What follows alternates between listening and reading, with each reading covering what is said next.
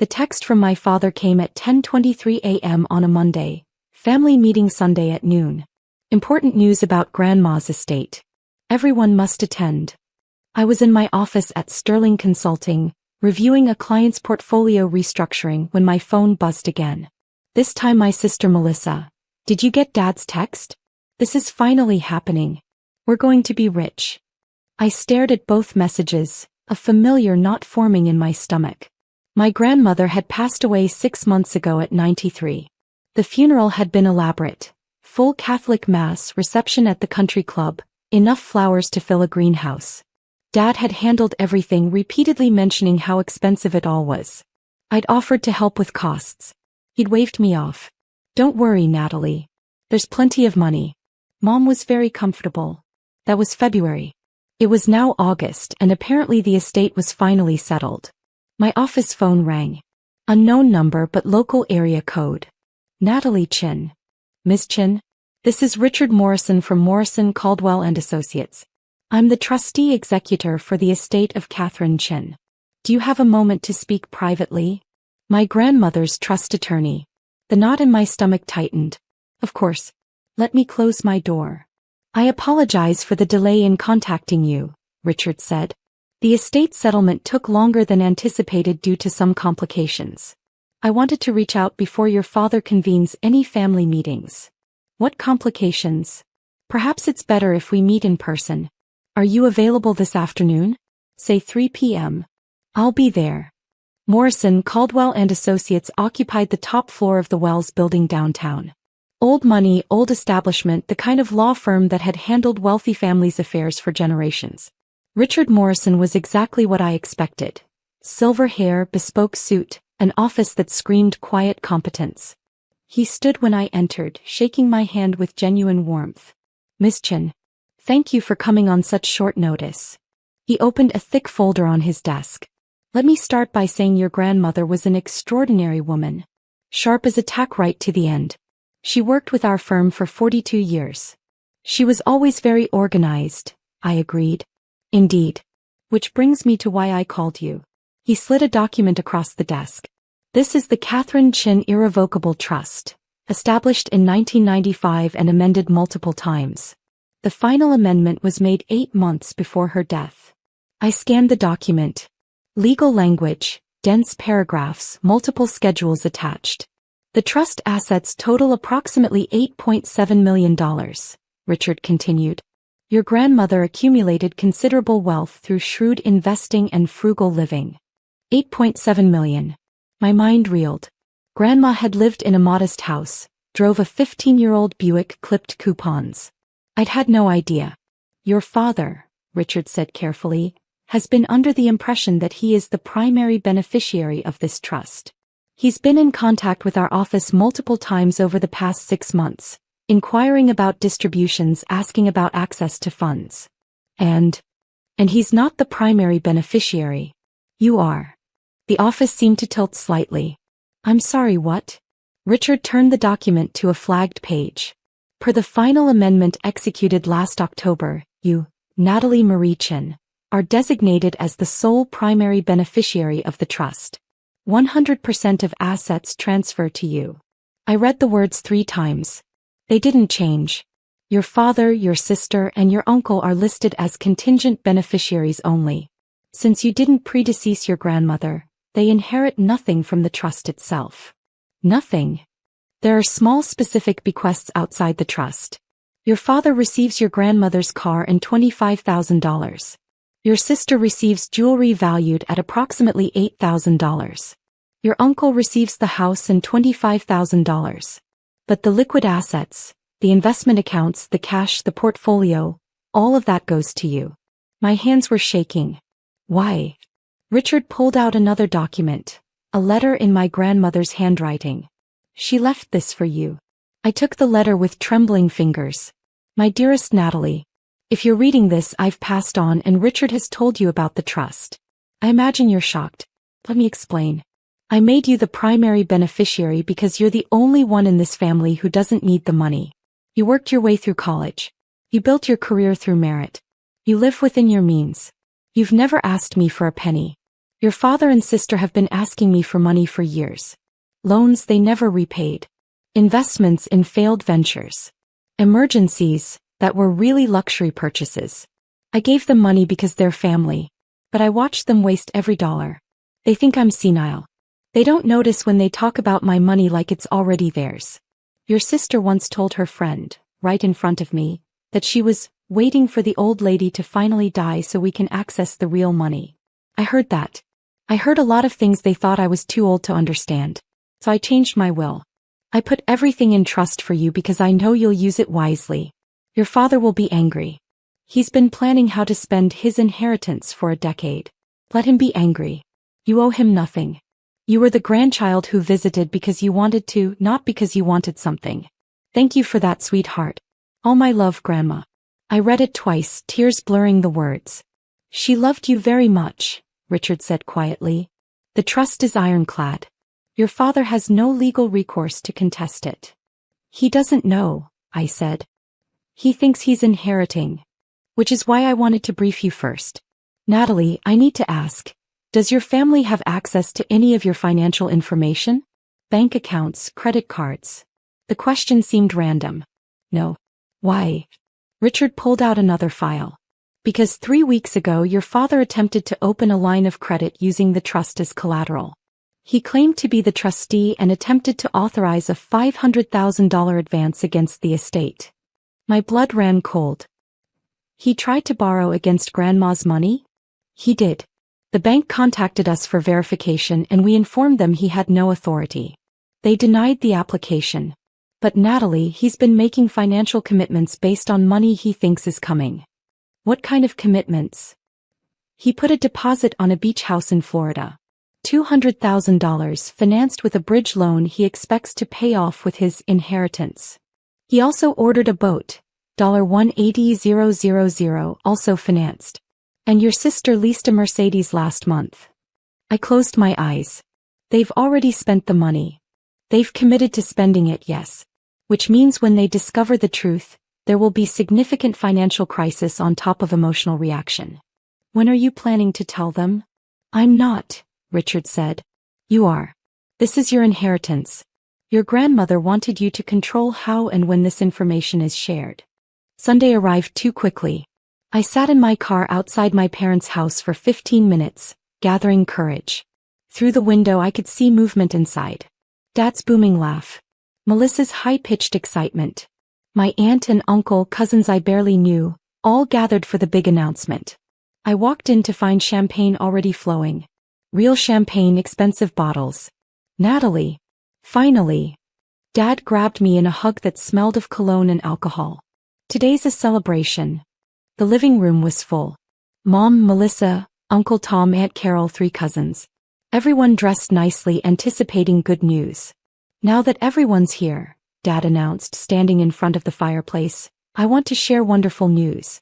Mom's estate has finally been settled, and as I expected, she left us very comfortable. How much? Melissa asked eagerly. The attorney said approximately $8.7 million in liquid assets, plus the house and personal property. Gasps around the room. My cousin Sarah actually squealed. $8 million, Uncle Tom repeated. Split how many ways? 3 primary beneficiaries, Dad said confidently. Myself, Natalie, and Tom. So roughly $2.9 million each. Of course, there are some specific bequests. Melissa gets Mom's jewelry. But the bulk is split 3 ways. He looked at me. Natalie, I know you'll want to be smart about this. We should meet with a financial advisor. Dad, I interrupted. That's not correct. He blinked. What's not correct? The distribution. The beneficiaries.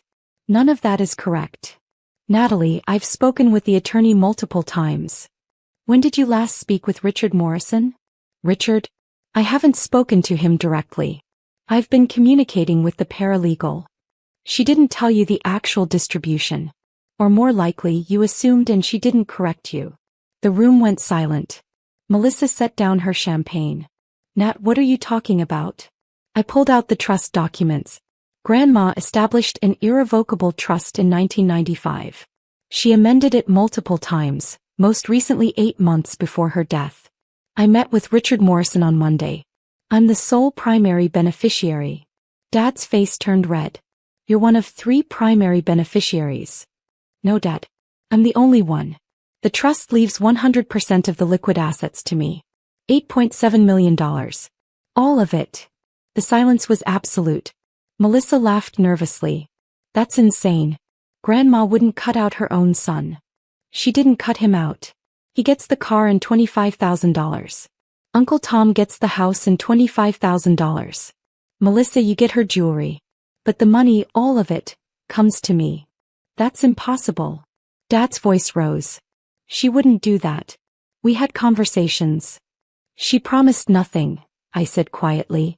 You assumed. Uncle Tom found his voice. We'll contest it. That trust was made when Mom was elderly, probably not of sound mind. She was completely sound, I said. Richard has medical documentation confirming her mental competence at every amendment. The trust is ironclad. Dad grabbed the documents from my hands, scanning desperately. His face went from red to pale. This can't be right, he whispered. The beach house. I put down $200,000. The bridge loan. I have to pay it back within 60 days or you lose the deposit and still owe the loan, I finished. Yes.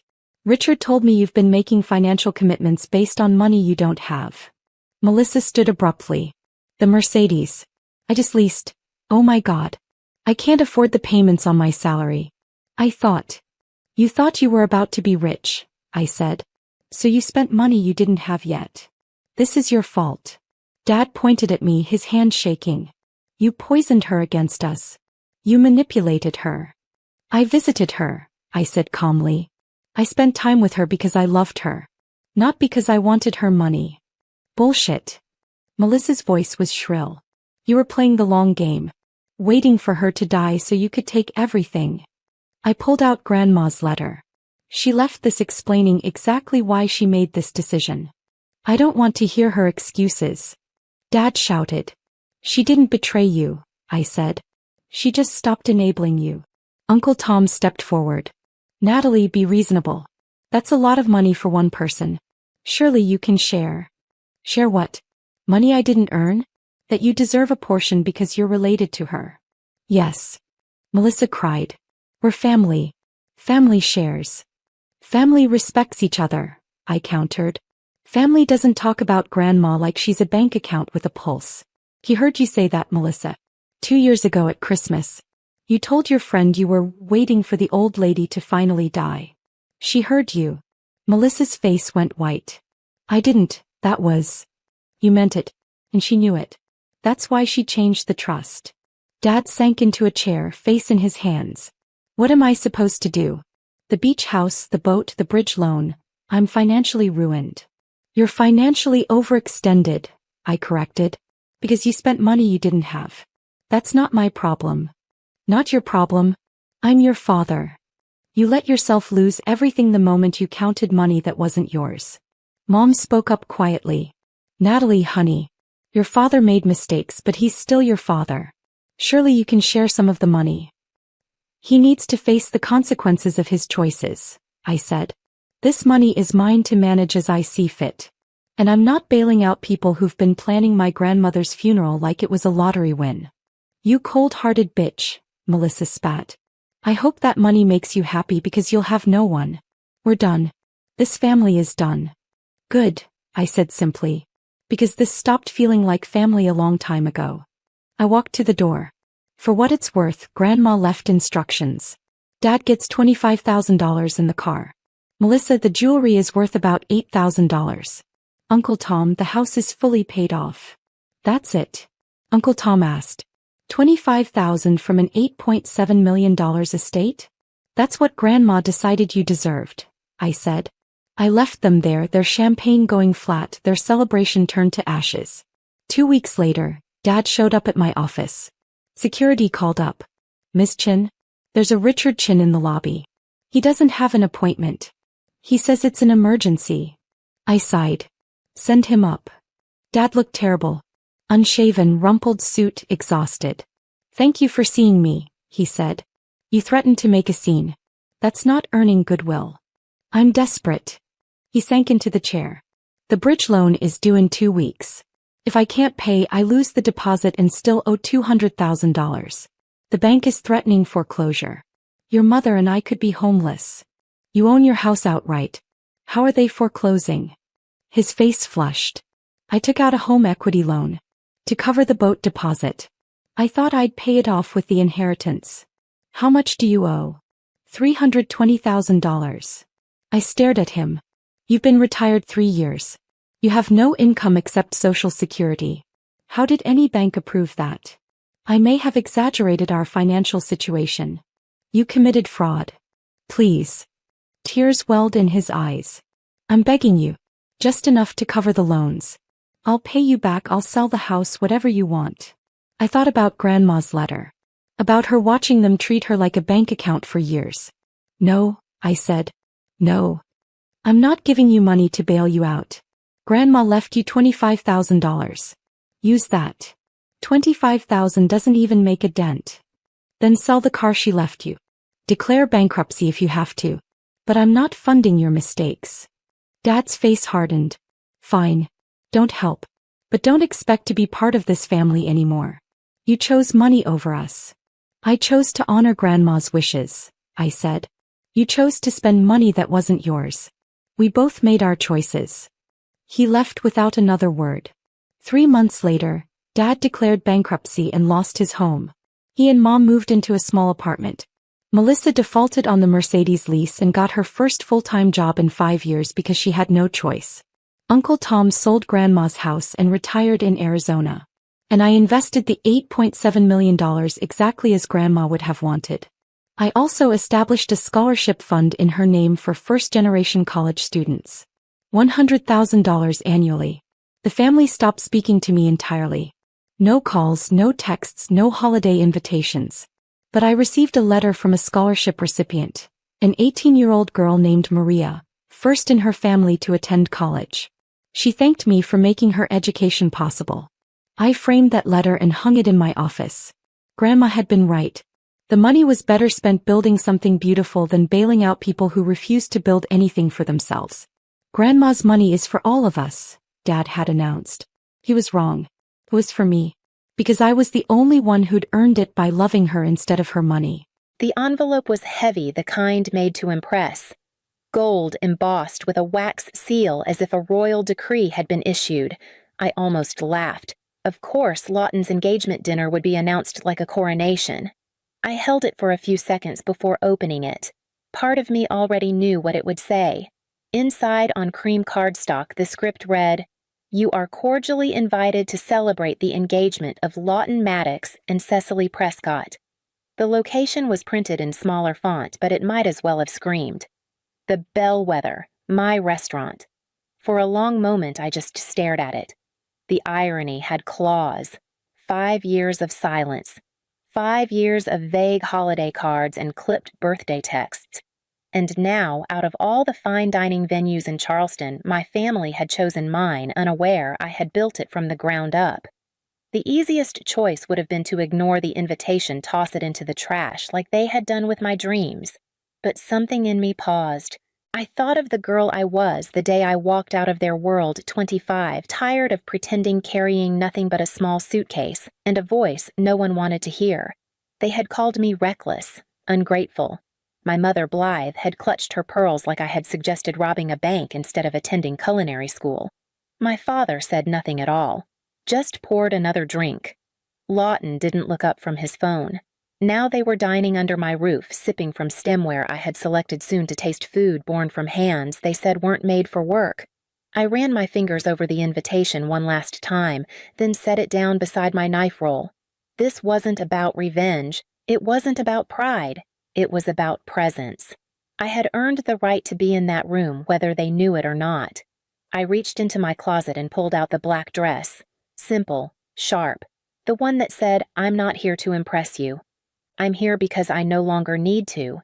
The fabric felt steady against my skin as I zipped it up.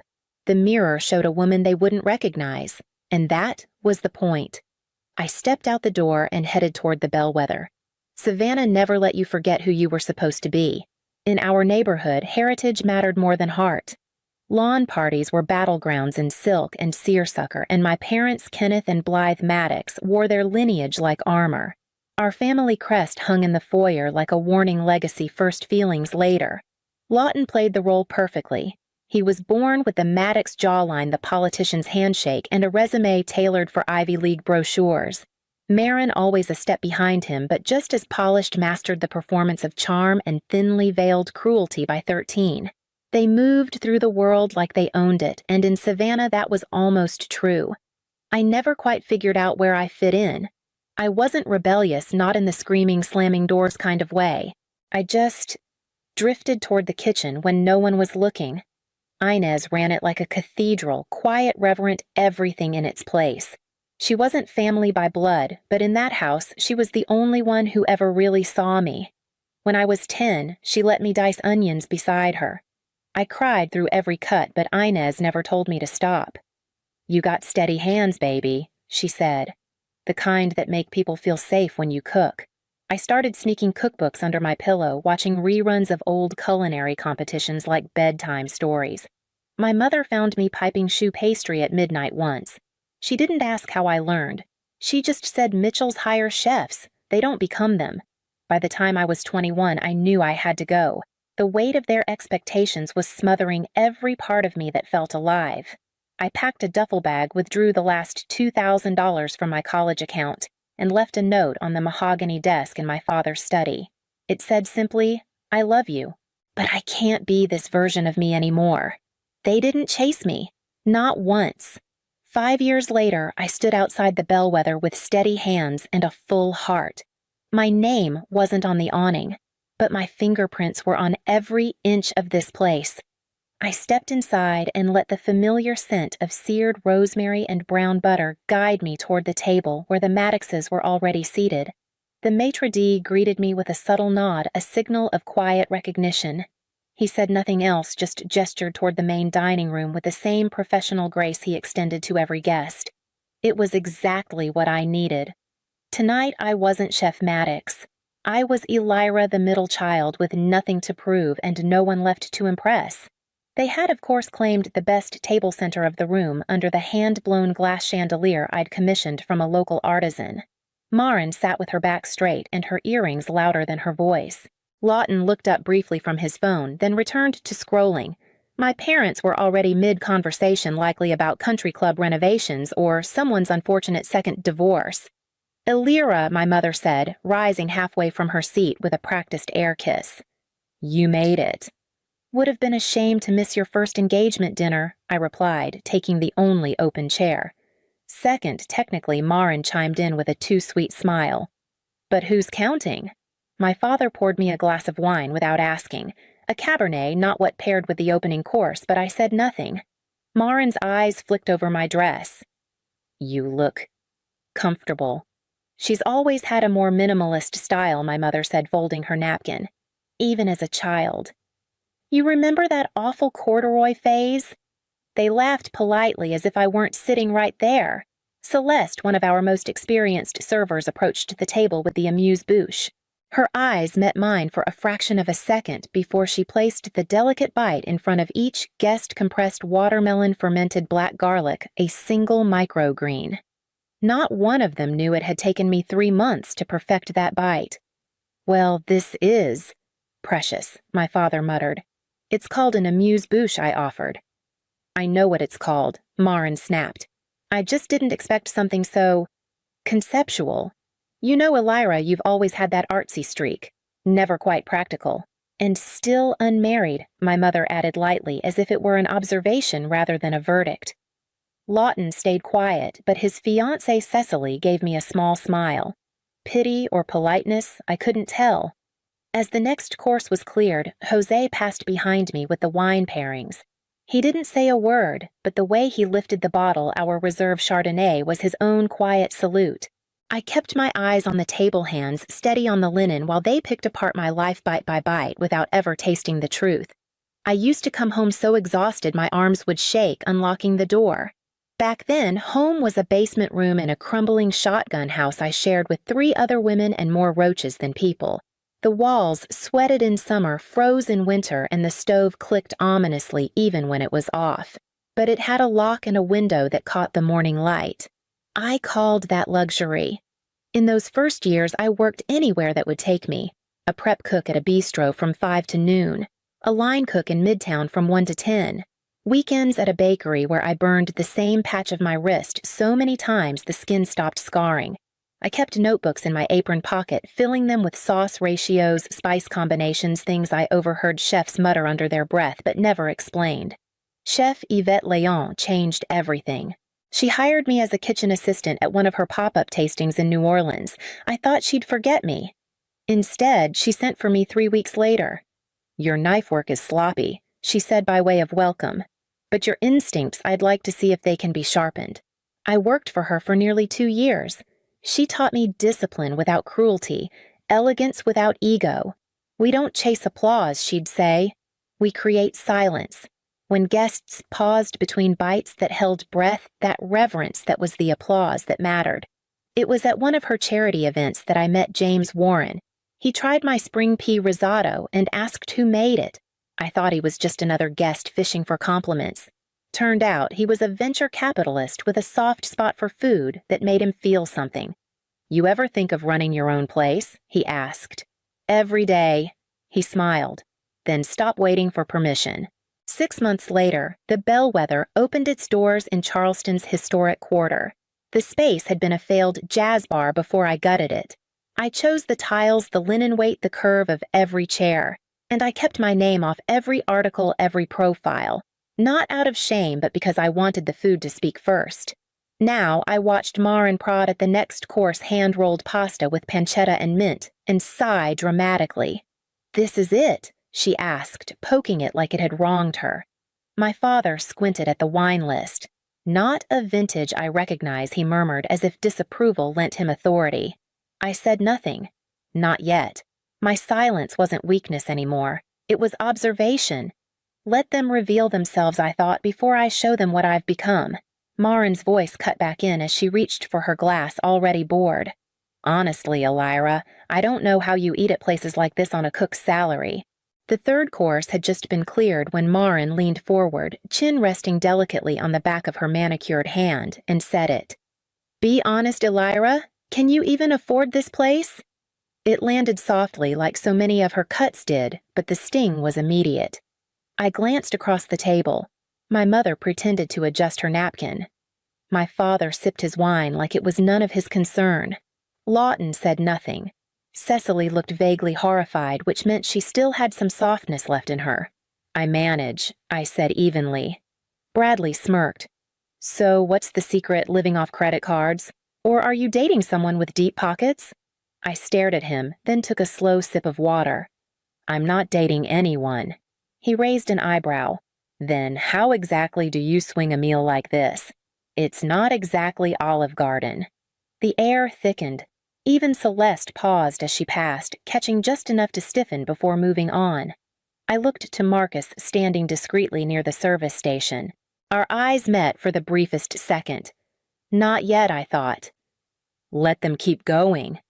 "I mean, it's fine," Marin added, lifting her wine glass. "We can split your portion if that makes things easier. It wouldn't be the first time we've had to rescue you." Rescue me. That was rich. From What a Life I Actually Wanted, Bradley pulled out his wallet as Marcus approached with the black leather folder. "Please," he said with a self-satisfied smile.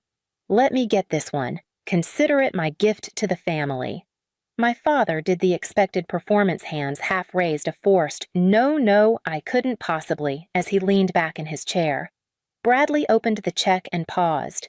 I watched the color in his face shift from smug to confused. "Wait, this can't be right," he muttered. "What is it?" Lawton asked. "There's only wine on this bill. No food." "That's got to be an error." Marcus stepped forward, calm and precise. "Is there a problem, sir?" "Yes," Bradley said, tapping the paper. "You didn't charge us for the meal." Marcus looked to me. I gave a quiet nod. "There's no error," he said, turning back to Bradley. "The food portion was taken care of by Chef Maddox. For a moment, it didn't register. Then my father blinked. Chef Maddox. Marcus smiled faintly and turned to me. "Your usual table is prepared for your investor meeting, chef. Would you like me to escort them when you're ready?" Silence spread over the table like smoke. I set down my glass and looked around at them, all of them finally meeting their eyes. "Yes," I said calmly. "Please close out the beverage tab. The rest is on the house." No one spoke. Not right away. Marin stared at me as if I'd just switched languages mid-sentence. Lawton looked between Marcus and me like he'd missed an important cue. My father sat frozen wine glass halfway to his mouth, and my mother's hand went instinctively to her necklace fingers, gripping the pearls she wore like a lifeline.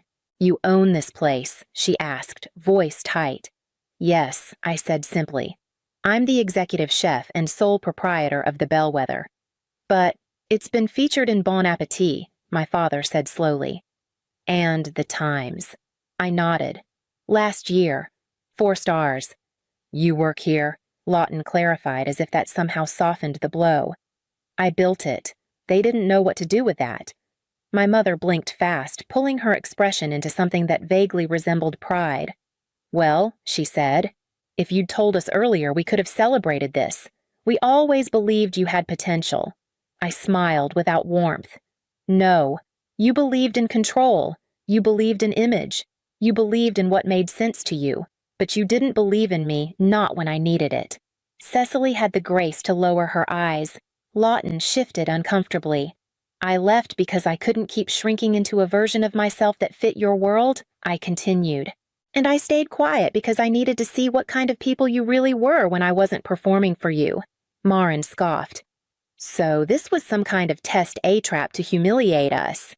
"No," I said. "It was a mirror." Her face flushed. "That's manipulative." I looked at her not with anger, but with something closer to pity.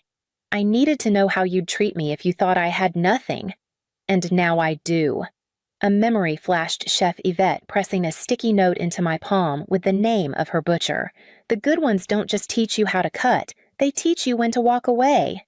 Another James Warren shaking my hand outside a converted jazz bar, his voice low. "Make it yours. Every inch." And the first article, a photo of my hand holding a plated fig tart. No face, just the caption, "A new voice in Southern cuisine doesn't speak. She listens with flavor." There were dozens more. My first mentorship program for young chefs. The cookbook I was nearly done writing. The early sketches of a second location I hadn't told anyone about yet. All of it mine.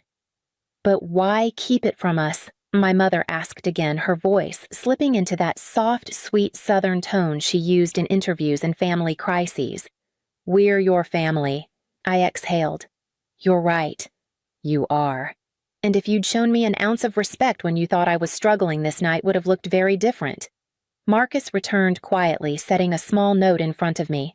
A reminder that the investors had arrived early. I folded it once, then stood from my chair. "Excuse me, I have a business to run." They didn't leave all at once. The table lingered in awkward silence until someone, my mother, I think, reached for her clutch and said too brightly, "Well, this has been quite a surprise." Lawton stood and cleared his throat. "Elira," he said quietly, "for what it's worth, this place. It's incredible. I'm sorry I didn't say that sooner." His voice didn't waver, and for the first time all night he looked at me without calculation. "Thank you," I said. And I meant it. My mother stepped forward, next her tone shifting into performance again.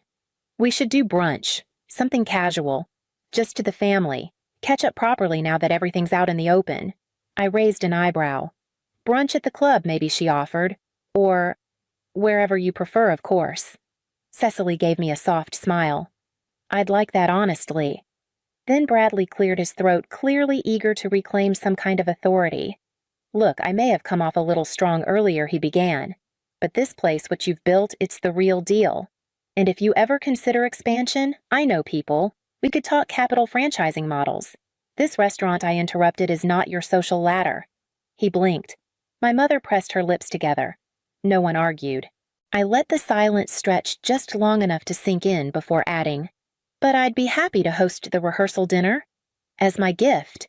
Marin, who had said nothing since the reveal, looked up with surprise. "You'd do that?" "You're still my sister," I said. "And this place means something to me. If I offer it, it's on my terms, not because I'm trying to win anyone over." She gave a small nod. "Thank you." The staff had already begun to reset the dining room as they filed out their good nights polite, but hurried. As the door closed behind the last of them, I slipped into the back office and pulled out my journal, the one I'd been using for my cookbook draft. Food has always been the only language I trusted I wrote, not for approval, but for clarity, for truth, for home when home wasn't safe. The pen moved more easily now. The words didn't ache like they used to. They tasted clean. They felt mine. I closed the notebook just as Miranda knocked gently on the door. 2 weeks later, I met them for brunch. Not at the club, not at some polished bistro with white tablecloths and bottomless mimosas, but at Alma's, a chef-owned spot tucked between a laundromat and a tattoo parlor where the coffee was strong and the biscuits could make you cry. We sat on mismatched chairs around a table that wobbled slightly, sunlight slanting through chipped blinds. My mother wrinkled her nose at first, but then she took a bite of the sweet potato hash and didn't say another word. Lawton asked about my cookbook. Cecily asked to pre-order. Marin, surprisingly, just listened. It wasn't perfect, but it was quieter, easier. They weren't trying to fix me, and I wasn't performing. For the first time in years, it felt less like a test. That afternoon, I returned to the Bellwether and met with the mentorship group. 8 young chefs in training, wide-eyed and stubborn, reminded me of myself before the bruises and burns. We filleted fish-tasted sauces, discussed salt the way others discussed poetry. Zoe, one of the youngest, nailed a hollandaise on her first try. When I told her that her face lit up like someone had handed her the keys to her future. Maybe in a way I had. Later that night, I found a text from Marin. "Need advice. No BS. What would you do if the caterer for your bridal shower backed out the night before I smiled and typed back, 'Call your sister'? She knows someone." Then I opened my notebook to the final page of the manuscript. The last line had been eluding me for weeks, but now it came without force. These aren't just recipes. They are proof you can feed yourself with dignity when the world starves you of it. I closed the journal, walked through the restaurant one last time, and turned off the lights. The room settled into stillness behind me, full of everything I'd built on my own terms in my own time. And for the first time in a long while, I walked home with nothing left to prove. It came in at 7:42 a.m. The group chat buzzed like it always did, half muted, half ignored. I was brushing my teeth when I glanced at the notification, not expecting anything but maybe a half-hearted HBD or a forwarded meme. Instead, there it was. "No one's coming to your party, grow up." From my mother. In the family group chat. I read it once. Then again. The second time was just to confirm the punctuation. No emojis, no love you, no irony. Just a single deliberate sentence tossed into a digital room full of people I used to try to matter to. I spat the toothpaste rinsed and walked to the living room. The air was still. I sat down, unlocked my phone, and replied with one word. Understood. Then I opened my banking app. The rent payment was already queued $3,000 like clockwork. It wasn't my rent. It was theirs. My parents' monthly lease for a 3-bedroom ranch in Arvada with a leaky roof and a fireplace no one ever lit. I'd been paying it for 4 years. I canceled the auto transfer. My heart didn't race. My fingers didn't shake. It felt like clicking unsubscribe on an old email newsletter you never signed up for but kept receiving anyway. Then I archived the group chat. The silence that followed wasn't angry. It was clean. The kind of clean that comes when something is removed from your life, not added. I sat there for a while watching the blinking cursor on my screen, waiting for the next message that didn't come. No just kidding, no follow-up. Just digital silence. I got up and made coffee. Black, no sugar. The bitterness felt honest. I sat at the table and sipped slowly, watching sunlight creep across the floor, warm and indifferent. I didn't cry. I didn't rage. But something inside me shifted like a lock turning for the first time in years. Something that had been stuck now moved with purpose. I looked at the calendar on the fridge. A red circle marked today, Elena's 28th, in my own handwriting. I took the magnet off and threw it in the trash, then opened my laptop and logged into the car tracker account. The next morning, I drove to Arvada just after sunrise. Their street was still quiet, the kind of quiet that blankets a place before people start pretending everything's fine again. I didn't knock. I didn't even park. I pulled up to the curb, pressed the unlock button on my phone, and watched the sedan's lights blink twice. The same car I'd bought 2 years ago when Dad said his back couldn't handle the bus anymore. It was still clean. Of course it was. Kaya had it detailed monthly on my card. I stepped out, opened the driver's side door, and slid in. There was a gym bag in the back, some old receipts in the console, and a half-used air freshener hanging from the mirror. I didn't touch any of it. I just started the engine and drove off. No one came out to stop me. I didn't feel triumphant. I didn't feel anything really. Just a calm sort of closure, like finishing a chapter of a book that stopped making sense a long time ago. Back home, I called the credit card company. I told them I wanted to close every card authorized under my name. When they asked for a reason, I said, "No longer safe." That was all. Then I took a long shower, the kind where you stand there without thinking. No music, no timeline. Just water and steam, and the slow peeling away of a version of myself I didn't owe them anymore. By noon, I'd shredded 2 expired cards and packed the car keys in a drawer I didn't open often. The group chat was still silent. No new messages, no missed calls. That night, I pulled out a folder I hadn't opened in months, labeled Kaya Proof. I was 24 when it started. Just got promoted to full-time at the healthcare software company. It wasn't glamorous, but the paycheck cleared every 2 weeks and came with decent benefits. I remember telling them on a Sunday call, feeling proud. They didn't say congratulations. Mom just sighed and said, "That's a blessing, especially now that things are tight over here. It began with 1 rent payment, just this month. Your dad's hours got cut again. Then it was groceries. Your sister needs real food, not ramen. Then the electric bill. Your mom's back acts up when it gets cold. By year 2, I was covering the rent, gas, phone bills, the cat's vet visits, Kaya's car insurance, and anything they described as urgent. They never demanded. They just implied. You're the stable one now. We gave you everything. It's your turn." Kaya didn't work much. She said she was building a wellness brand. Mostly, she posted filtered yoga poses on Instagram and went on spontaneous weekend trips. I never saw anyone in the photos but her and a rotating cast of boyfriends. One of those boyfriends crashed the old Corolla. That's when I bought the newer car. Registered under my name, monthly payments on my card. She picked the color midnight blue. She took selfies in it constantly. One caption read, "So grateful for those who believe in me. You know who you are." She didn't tag me. Mom would text me after. Wasn't that post sweet? She really does appreciate you even if she's not good with words. I nodded and said I was glad. But it didn't feel like appreciation. It felt like obligation disguised as flattery. Every month I told myself I'd pull back. I'd stop 1 bill. I'd say no to just 1 thing. But the moment I hesitated, the guilt came in waves. "We're your family, Elena. You think strangers would ever do this for you, and every time I gave in. I told myself I was being kind, that this is what good daughters do. But sitting there now, holding the folder of receipts and bank transfers, I saw it clearly. They never saw any of it as kindness. They treated it like restitution, like I owed them for being born. I flipped the folder shut and placed it next to my laptop. On the screen, a notification popped up. Kaya had posted another story. I tapped it open. She was poolside again. The caption said, "Healing requires space." I drove 5 hours that Thanksgiving morning with a pie in the passenger seat and a bottle of Pinot tucked under my jacket. I hadn't told anyone I was coming. I thought it'd be a good surprise. Maybe a little awkward at first, but warm eventually. Maybe they'd even be happy. I knocked with my elbow holding the pie.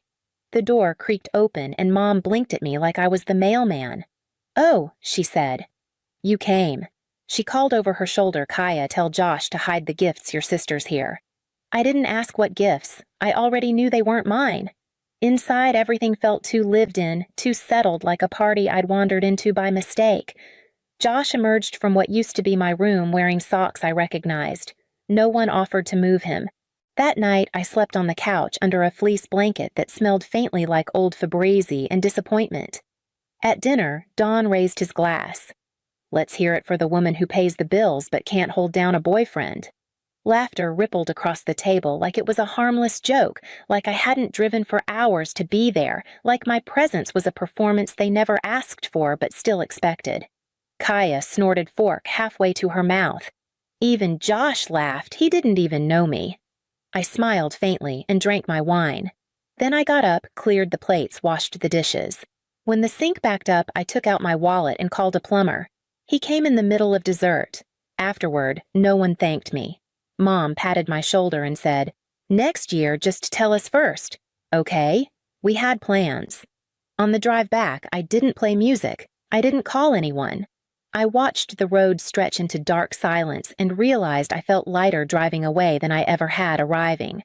A week later, a coworker leaned over my desk and said, "Hey, wasn't that your sister I saw on Explore? Looked like a fun cabin trip." I opened Instagram and there they were. Mom, Don, Kaya, and Josh, all in matching beanies holding mugs by a fireplace. I zoomed in on Kaya's mug. It said, "Best daughter ever." It started with a notification buzz while I was working remotely from my apartment. I figured someone had sent a birthday meme or maybe a forwarded coupon code standard group chat noise. But when I opened the app, the entire thread was lit up. Dad had posted a screenshot of my Amazon birthday wish list. A few pairs of socks, some shampoo, I liked a pack of pens. Nothing fancy, nothing expensive. Just small things I never remembered to buy for myself. "Look at this grown woman asking for socks and lotion," he wrote. "Guess we didn't raise her tough enough." Then came the clown emoji. Then a meme of a girl with a party hat and the caption, "Guess who's turning 12 again?" Kaya reacted with a laughing emoji and followed up with bet. She expects us to gift wrap it too. No one defended me. Not Mom, not my aunt, not the cousin who once cried when I helped her pay for her nursing exams. Just reaction emojis and punchlines like I was the group's entertainment. I didn't respond. I didn't leave the chat. I just started screenshotting. Not because I planned to get even, not because I needed revenge, just because for the first time I needed to see the whole picture without emotion. I wanted to know I wasn't imagining it, that the cruelty was real and not just my own sensitivity echoing back at me. That night, I saved the screenshots into a new folder, labeled it plainly Receipts. I didn't know what I'd do with it yet, but I knew I didn't want to forget. The next morning, Kaya posted a story, another poolside photo, a matcha in her hand, captioned, "Surround yourself with people who uplift you." I looked at the pool tiles in the background. It was a hotel I knew. I'd paid for her weekend there last month when she said she needed time to reset her energy. My phone buzzed again. A new message in the group chat. "Mom Power's about to get shut off again. Not sure what we're supposed to do."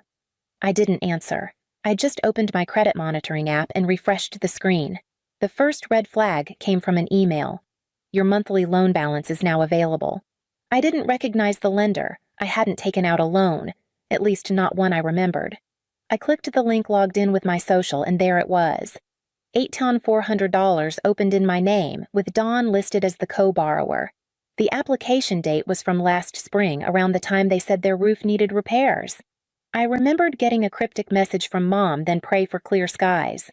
"We can't afford another storm." I never thought to ask what she meant. The next day, I pulled my credit report. That's when I saw the Target card.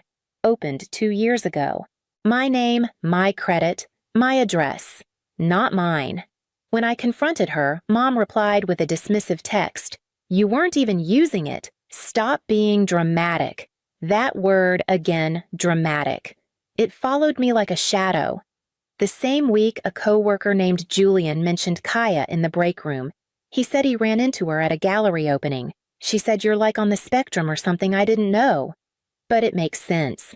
"You're super quiet." I just nodded, smiled like it didn't sting. Then I went back to my desk and opened another folder. This one I named Backup, for real. I started collecting everything. Screenshots, emails, payment records, texts, voice messages, and Instagram captions where Kaya flaunted things I'd paid for. I found the voicemail Mom left me the day Kaya's tuition was due, screaming through tears. "She'll end up like you if we don't get her out of here." Is that what you want? It didn't matter that I wasn't on the spectrum. What mattered was how convenient it was for them to say I was. How easy it made everything else make sense, the silence, the distance, the fact that I never fought back. But I wasn't confused anymore. I wasn't being graceful. I was just vanishing slowly and politely from my own life while they lived comfortably on the borrowed credit of my quiet compliance. So I started pressing record. Every call, every voicemail. Not to make a scene, just to have proof in case the world ever asked why I finally stopped showing up. That proof would become my map out. 3 weeks passed with nothing but silence. Then, on a Tuesday afternoon, Kaya texted Mom says, "Come by tonight. Family dinner. We want to clear the air." I stared at the message for a while. It didn't feel like an apology. It felt like a summons. I said yes. That evening, I pulled into the driveway at 6:59 p.m.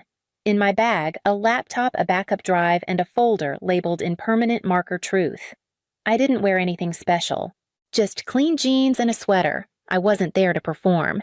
I was yen for the day of LZ. I was there to finish something. They greeted me like nothing had happened. Mom kissed my cheek. Dad handed me a beer.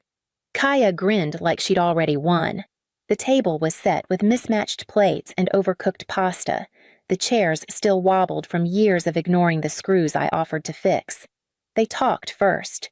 About forgiveness. About moving forward. About how my recent distance had hurt them. Then Mom said it like a nail-tapping glass. "You're still part of this family, but you've made mistakes too." I took a slow breath, reached into my bag, and opened the laptop. No one stopped me. The first clip was Mom's voicemail, the one where she shouted at me to pay Kaya's tuition before she ends up like you. The second was Kaya's voice laughing on speaker. She always pays. Makes her feel useful. Then the screenshots, rent payments, DMs, bank transfers, group chats. I slid the screen toward them and leaned back. They didn't speak, just stared. Mom blinked fast. Dad reached for his beer but missed. Kaya's jaw clenched, but she didn't say a word. I opened the folder. Inside were printed emails, loan statements, the Target card notice, and at the top, a single page with my credit report circled in red. When I spoke, it was quiet. You don't get to ask for peace when you've only ever offered control. I reached for the USB stick and walked to the living room, their smart TV powered on with a chime. The screen lit up with the loan application, Dawn's name as primary, mine as co-signer. I let them stare at it in silence. "You used my social without asking," I said, eyes on my father. "You put me on the hook for your debt." He opened his mouth, but I raised a hand. "It's already reported. They've frozen the account. You'll get the fraud notice next week." Mom's breath caught. Kaya let out a dry laugh. "You're so dramatic. What's next? You going to sue us?" I smiled, then walked back to the door. "No," I said, "but he might." I pulled it open, and Jake stepped in. Kaya froze. Her smirk dropped like a switch had flipped. He held a black folder in one hand and didn't look at her. He sat across from her and set it on the table. "You want to tell them," he said, "or should I?" Kaya stood up. "Why are you here?" Jake opened the folder. Inside were printed screenshots of messages, edited timestamps, mismatched fonts. Beneath them, a transcript of voice memos Kaya had spliced to make it sound like he'd screamed at her. The metadata showed the audio file had been created on her laptop, not his phone. At the bottom was a handwritten plan in her looping cursive titled, "How to Emotionally Destabilize Him Before the Breakup." Mom covered her mouth. Dawn didn't move. Jake's voice stayed level. "You told everyone I hurt you. You told Elena I was dangerous. You said I stalked you." Kaya snapped. "You don't get to. You're not the victim Jake cut in. You're the villain. And I'm done pretending." He stood and walked to the door without waiting for a reply.